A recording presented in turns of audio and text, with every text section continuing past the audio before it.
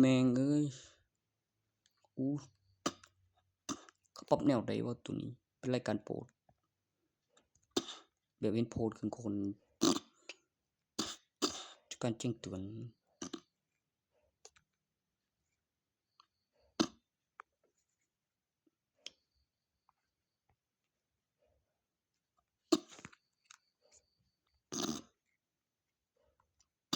ก็เบิ่งแบบจังซี่ล่ะกับรูปปั้นแล้วคนก็เป็นตาเบิ่งแล้วถือศีล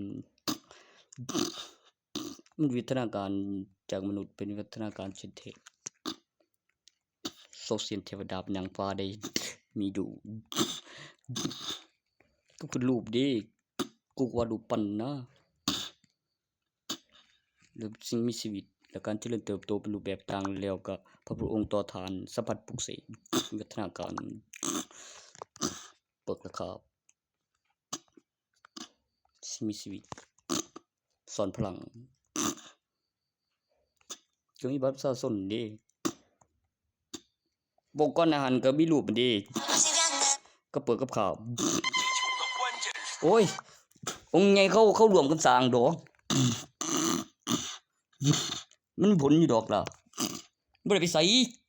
บ่ถ่ายทอดสดนำได้กูก็ปลุกเสก